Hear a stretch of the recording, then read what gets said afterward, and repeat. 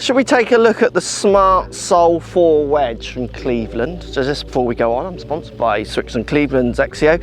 So this is just my honest opinion of these clubs. They have no say in this video of the outcome. I'll just give you my honest opinion of them. If anyone could use a Smart Soul through their life, I definitely could, as someone who struggled with their short game and still knows that it underlies there. So what could this do? Does it do anything? Can you duff these? Is this the answer out of bunkers? Is this the answer to your chipping woes? Well, if it is, then Smart Soul me up. Let me know in the comments down below. Is chipping something you've struggled with, bunker play? Is this something you've looked at or not? It's definitely a big soul.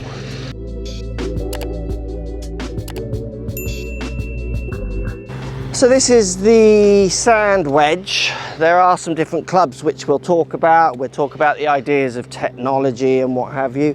I'm going to try it from some different lies and show you what I feel. I mean, if we look at the initial shape as I look down at the ball, like there's plenty of face, so what you'd call friendly. The top line is medium to thick. You don't see it as much in this club because it's bent back. As soon as you start looking underneath, obviously you get the chunky sole, which is huge. And you can see it's like cavity backed in there, lots of help. So for someone like me who uses much more of a classic Sand Wedge, this one definitely looks big when you put it down by the ball. Not crazy, but there's plenty of club down there.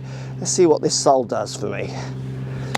This is a very duffy tight lie, and it's very wet. We've had a lot of rain. And this is the initial thing I really like. So hitting the ball this way, look at the size of that scrape. So I've not dug, but the ground's very, very wet. We've had loads of rain here in the UK. And I'm gliding across, just literally taking a tiny layer of grass off the top of that, off the top of the turf.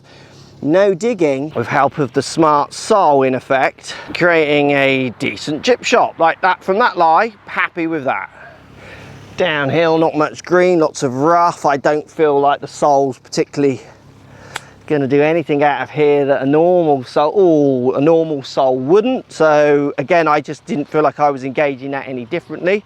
So it's almost like you can turn it off and on maybe. This is a fun one, tight lie, not much green. I'm going to go for a crazy lob. So can I actually do this? And if you can see there, like the top of the bottom of the leading edge is definitely presenting. Obviously a bit of a silly one. If you're nervous about your chipping, tight lie, not particularly loads of green to work with, could putt it, you probably wouldn't hit this shot. But let's try every situation, because in golf, if you have a club that can't help you in some situations, it might become redundant, useless. You need them to be versatile. Camera behind green. This is maybe not the best idea, but let's give it a go. It definitely feels like the back of the club is maybe starting to get in the way off this lie. Ah, that's a lob. Not bad at all. Maybe not the closest to the hole lob, but a lob, and that was the first go. You give me more goes of that, I would trust it, because you do have, if anything, that fraction of relief as it gets to the back. And that was like extreme. If we go now, a bit of grass around the ball, I've got no problem opening this up. Like not much green, it's not a big swing lob here, but I feel I can just lay that club as open as I want. Like this is, again, I'm really splaying it open here, just to try and pop it in the air. Like just feels, any bit of grass underneath the ball, yeah, it doesn't feel any different to my wedge when it comes to lobbing it out. Should we try from the bunker? And we'll look at the tech in a second, because I don't know why I put that back there. We're gonna still use it. We'll have a go from the bunker. This is a wet bunker today. Definitely an area lots of people struggle with. If this in any way helps, bunkers cost amateur golfers so much. So I am gonna twist loft on. I'm gonna really engage the sole. I'm gonna swing relatively straight towards the flag and just try and splash it out with some height.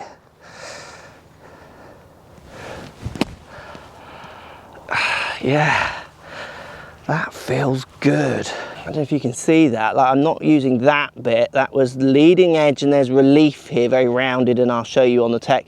And then basically this middle part, that was with a little bit of engagement of that back end. So I try one where I don't engage it at all, just keep it straight. All right, I got two balls. I'm gonna go one where I just don't engage the back of the club at all, as in all the loft at all. I'm just gonna use the loft that's on it, keep it all straight, you know, the real panic bunker shot that lots of people, you know, I teach this shot still. You can just play, hit the sand in the right place, get it out, golf. Let's see how it goes. I mean, that just feels so easy. Oh, feels like a chip shot. Like I just literally swang straight through, face straight, and I can feel the back of that club pushing the club back out as long as I get into the sand. Now I'm going to try and twist loads of loft on. So will this sole be offensive? Because obviously the more loft I twist on this, so the more I twist it this way, you can see how the back of that club might now be pushing the leading edge way off the ground or further away from the sand. So because you've got to hover your club, and now you're scared of finning it, those kind of ideas.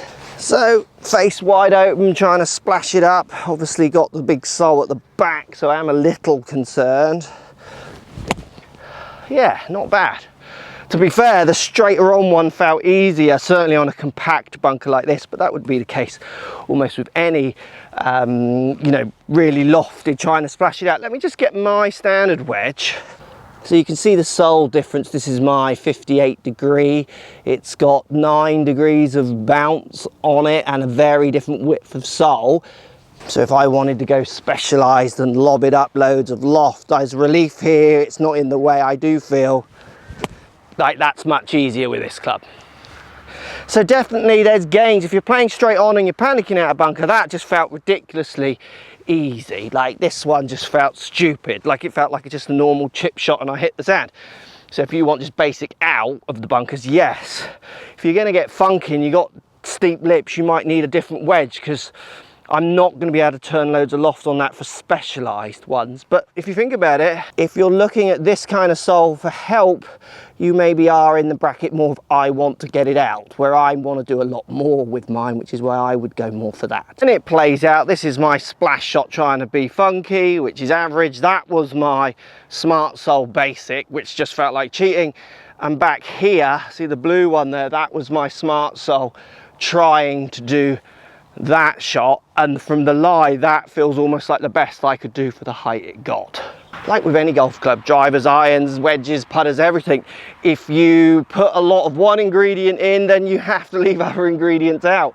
So you can win and you can lose, which is why no golf club is always the best. It's about matching it to the player's abilities, desires and skill levels. Let's have a look what Cleveland are saying about this club. So the Smart Sole 4 makes the short game easier.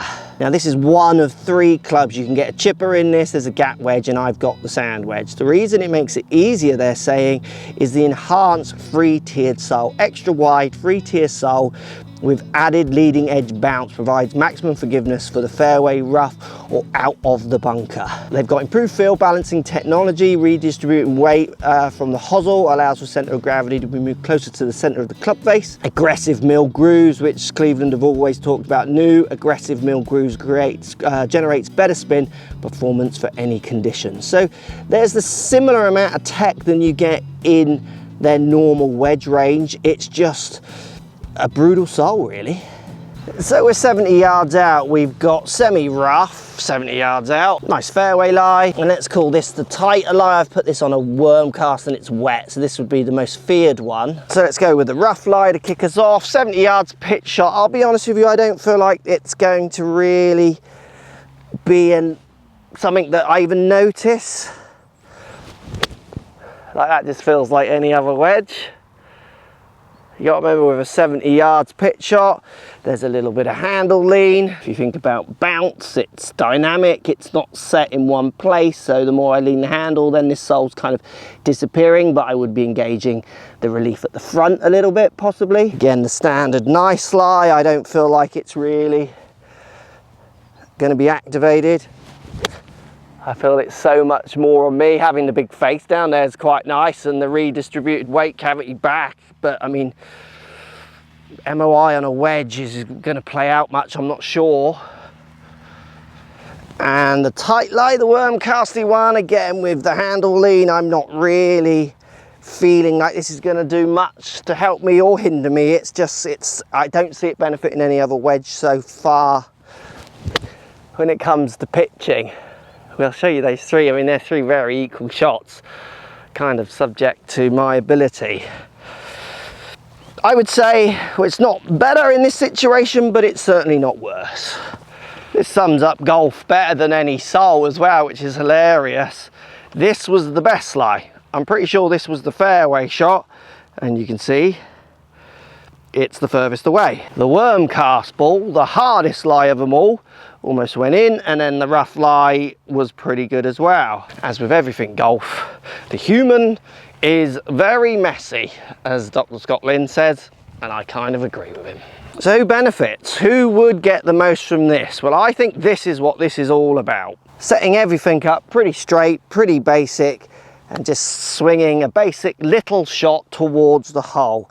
Gauging the sole. This is a tight duffy lie. I would probably putt this if I was playing, but this sole definitely gives me relief to make me feel like I'm not particularly going to dig it. Could I dig this club? Obviously I can. If you're someone who's a little bit diggy leading edge, there is still a leading edge there. There's relief, but it's still there. Yes, you can dig and duff this club. But if you want a very simple technique and you're not really worried about manipulating lofts too much, obviously I showed you I could earlier, but that does, you know, start offering some other questions. It is giving you so much relief to make you feel like everything can be simplified, which for people who are struggling, simplifying that is a bonus. So I've got 3 bunker shots. This one is a downhill lie, this is a standard lie, and this is an uphill lie. This again, if I just aim everything straight, basically just play a chip shot where I feel like I put the club into the ground and then let it come out. Bit of follow through. Like, that's a decent shot. The uphill lie where height's gonna be there. Like, that's just cheating. That's so easy, it's ridiculous. This one would worry me. I can add loft to this club, like I can expose that back edge a bit more. But I mean, I'm not sure, that's a very skilled shot to ask with any club, but certainly this one, it's asking a bigger question.